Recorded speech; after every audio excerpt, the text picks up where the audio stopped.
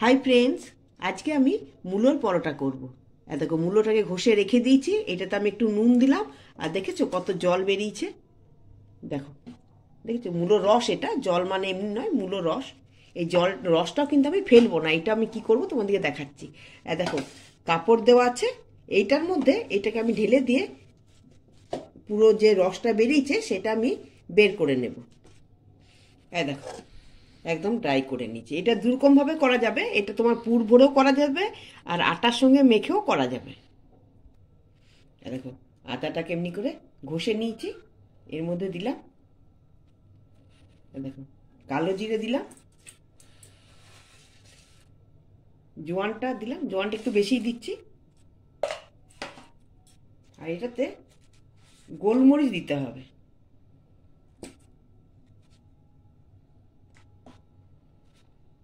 আর এটা একটু লাল লঙ্কা দিলাম।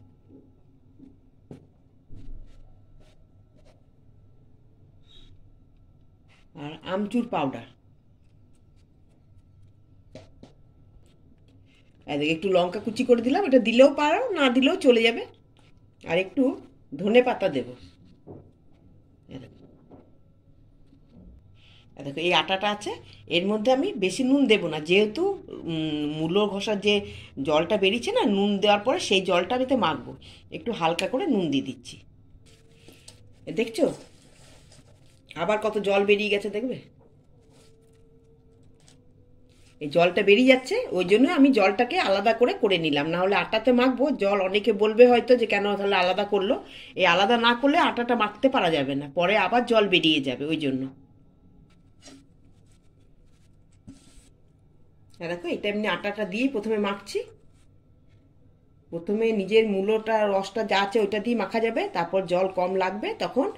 দেখো, এই মূলো ঘষার জলটা আছে, রসটা আছে। এবারে এটা হালকা করে করে দেবো, বেশি দেবো না, পাতলা হয়ে যাবে।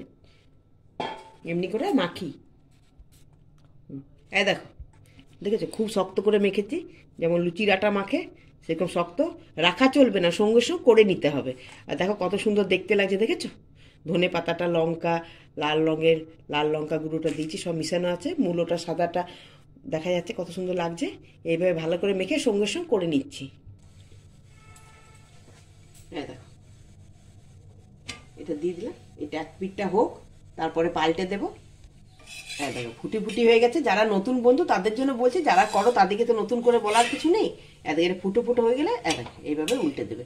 এই পিঠটা পেছনে যেটা ফেললাম তাওয়াতে, ওটা হয়ে গেলে ওপর থেকে আমি এটা তেল বাটার যার যা খুশি দেবে। আমিও দেখো তেল দিচ্ছি। এবার আমি শীতের সময় তো খেতেই মজা লাগে, বলো? কত রকমের হয়ে যায় পরোটা। দেখো, দেখো কত সুন্দর হয়েছে না? এমনি করে আমি সবগুলো করে ঘুরে আসছি। দেখো, এটা আরেকটি করছি।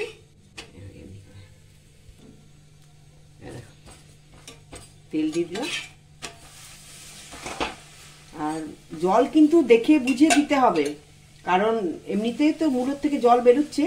তার জন্য জলটা কম পরিমাণে দিয়ে টাইট করে মাখতে হবে। সবাই তো ভোরেই করে, এমনি করে করে দেখো কত সুন্দর টেস্ট হয়। পুরে তো ভরে খাই আমরা, কিন্তু আটার সঙ্গে মেখে খেলেও অসাধারণ টেস্ট হয়। আমি এর আগেও করেছি, আজ তোমাদেরকে দিলাম করে দেখালাম। বন্ধু, তোমরা লাইক শেয়ার করে দিও আর কমেন্ট করে দিও। আর নতুন বন্ধুদেরকে বলি, যারা করনি সাবস্ক্রাইব, তারা সাবস্ক্রাইব করে দিও।